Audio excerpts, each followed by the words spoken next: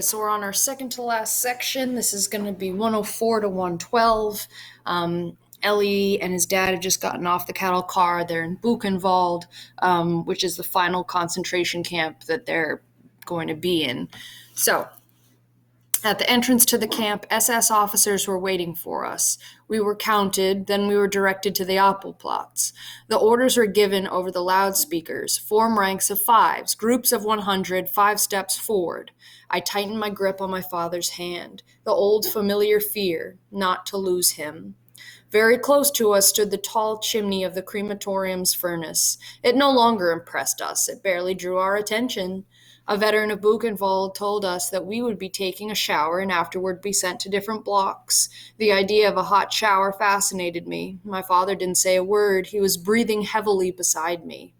"Father," I said, "just another moment. Soon we'll be able to lie down. You'll be able to rest." He didn't answer. I myself was so weary that his silence left me indifferent. My only wish was to take the shower as soon as possible and lie down on a cot. Only it wasn't easy to reach the showers. Hundreds of prisoners crowded the area. The guards seemed unable to restore order. They were lashing out left and right, to no avail. Some prisoners who didn't have the strength to jostle or even to stand sat down in the snow. My father wanted to do the same. He was moaning, "I can't any more. It's over. I shall die right here." He dragged me toward a pile of snow from which protruded human shapes and torn blankets. "Leave me," he said. "I can't go on any more. Have pity on me. I'll wait here until we can go into the showers. You'll come and get me." I could have screamed in anger. To have lived and endured so much. Was I going to let my father die now that we would be able to take a good hot shower and lie down? "Father!" I howled. "Father, get up! Right now! You will kill yourself!" And I grabbed his arm. He continued to moan. "Don't yell, my son. Have pity on your old father. Let me rest here a little, I beg of you. I'm so tired. No more strength." He had become childlike, weak, frightened, and vulnerable. "Father," I said, "you cannot stay here." I pointed to the corpses around him. They too had wanted to rest here. "I see, my son, I do see them. Let them sleep. They haven't closed an eye for so long. They're exhausted, exhausted." His voice was tender. I howled into the wind. "They're dead! They'll never wake up, never, do you understand?" This discussion continued for some time. I knew that I was no longer arguing with him, but with death itself, with death he had already chosen. So we're going to go over to the chart on page 105 under his relationship with his father. Ellie's father is dying and doesn't want to try and continue. And Ellie is angered because they've been through so much and the end of the war is so close. But he's sick. He's an old man and he's sick. Pause it if you need to. The sirens began to wail, alert. The lights went out in the entire camp. The guards chased us toward the blocks. In a flash, there was no one left outside. We were only too glad not to have to stay outside any longer in the freezing wind. We let ourselves sink into the floor. The cauldrons at the entrance found no takers. There were several tiers of bunks. To sleep was all that mattered. When I woke up, it was daylight. That is when I remembered that I had a father. During the alert, I had followed the mob, not taking care of him. I knew he was running out of strength and close to death, and yet I had abandoned him. I went to look for him, yet at the same time, a thought crept into my mind. If only I didn't find him. If only I were relieved of this responsibility. I could use all my strength to fight for my own survival, to take care of myself. Instantly, I felt ashamed of myself forever. So go over, and we'll do that under his physical and mental state. Ellie starts to think he would be better off without his father. And he instantly feels guilty. I walked for hours without finding him, and then I came to a block where they were distributing black coffee. People stood in line and quarreled. A plaintive voice came from behind me. "Eliezer, my son, bring me a little coffee." I ran toward him. "Father, I've been looking for you for so long. Where were you? Did you sleep? How are you feeling?" He seemed to be burning with a fever. I fought my way to the coffee cauldron like a wild beast, and I succeeded in bringing back a cup. I took one gulp, and the rest was for him. I shall never forget the gratitude that shone in his eyes when he swallowed this beverage, the gratitude of a wounded animal. With these few mouthfuls of hot water, I had probably given him more satisfaction than during my entire childhood. He was lying on the boards, ashen, his lips pale and dry, shivering. I couldn't stay with him any longer. We had been ordered to go outside to allow for the cleaning of the blocks. Only the sick could remain inside. We stayed outside for 5 hours. We were given soup. When they allowed us to return to the blocks, I rushed toward my father. "Did you eat?" "No." "Well, why?" "They didn't give us anything. They said that we were sick, that we would die soon, and that it would be a waste of food. I can't go on." I gave him what was left of my soup, but my heart was heavy. I was aware that I was doing it grudgingly, just like Rabbi Eliyahu's son. I had not passed the test.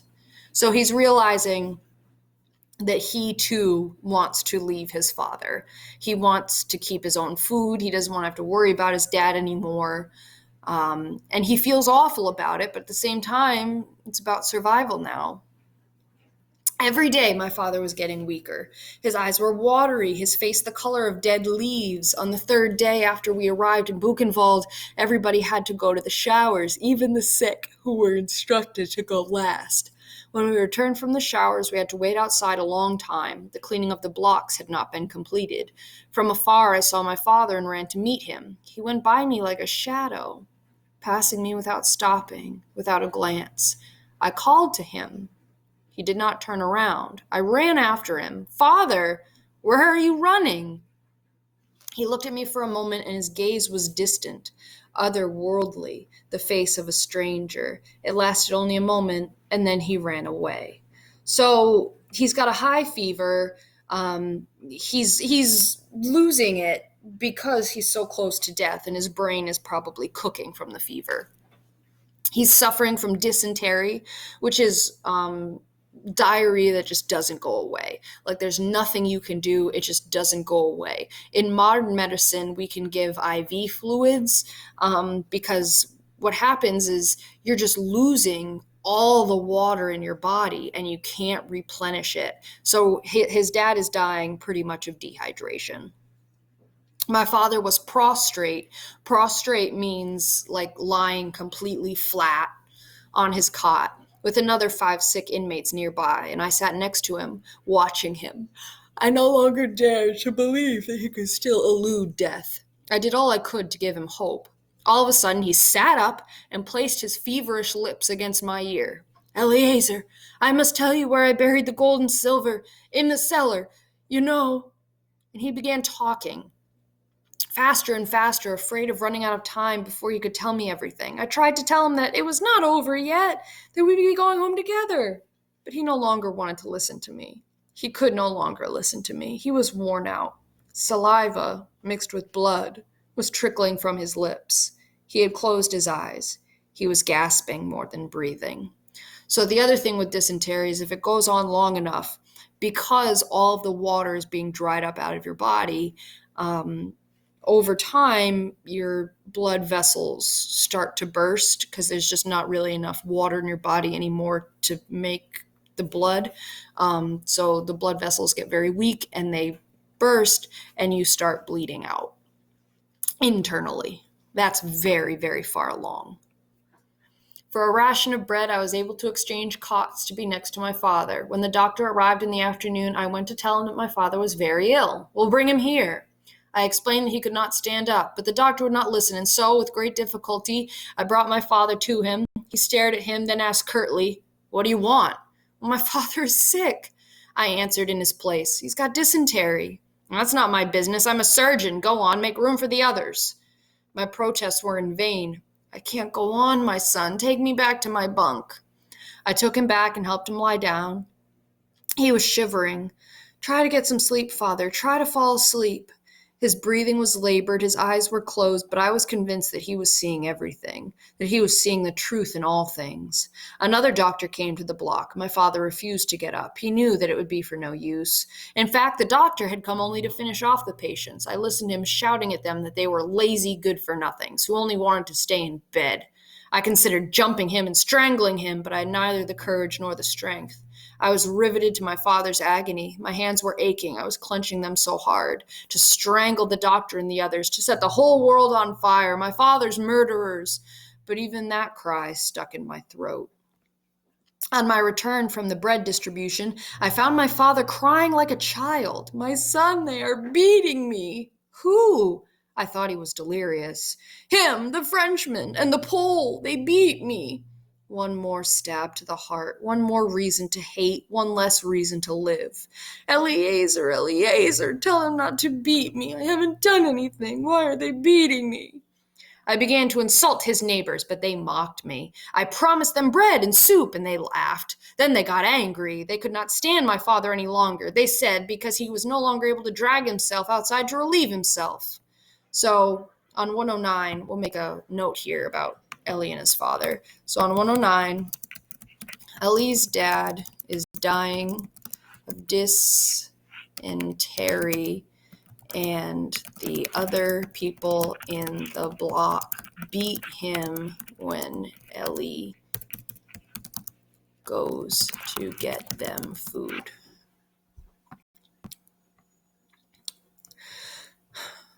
The following day, he complained that they had taken his ration of bread. While you were asleep? No, I wasn't asleep. They threw themselves on me. They snatched it from me, my bread, and they beat me again. I can't go on, my son. Give me some water. I knew that he must not drink, because if you drink water, you might think like, oh, I need to rehydrate myself, which, I mean, you do, but water is just going to go straight through you. The body at this point is too sick to absorb anything. I knew that he must not drink, but he pleaded with me so long that I gave in. The water was the worst poison for him, but what else could I do for him? With or without water, it would be over soon anyway. You at least have pity on me. Have pity on him? I, his only son. A week went by like that. Is this your father? Asked the Blockelteste. Yes. Oh, he's very sick. The doctor won't do anything for him. He looked me straight in the eye. The doctor cannot do anything more for him, and neither can you.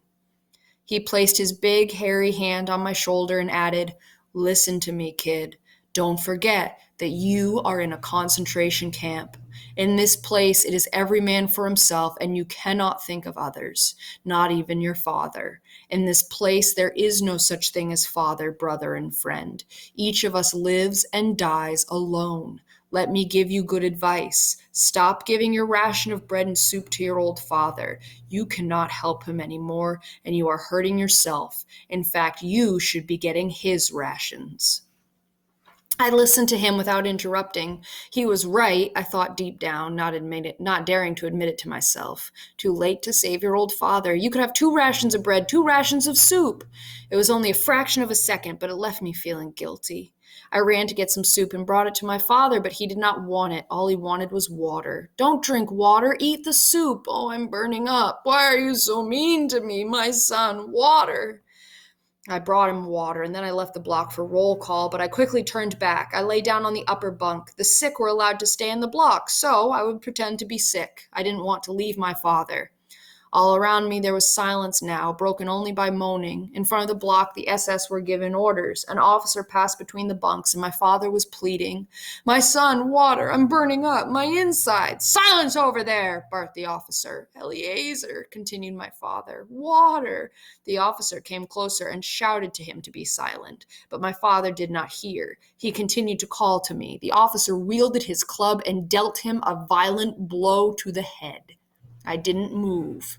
I was afraid. My body was afraid of another blow, this time to my head. My father groaned once more. I heard Eliezer.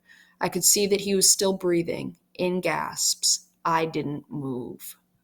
One more video to finish it up, and I'll make sure that there's some pictures on there of Buchenwald, and there's actually a good one of Ellie in the concentration camp.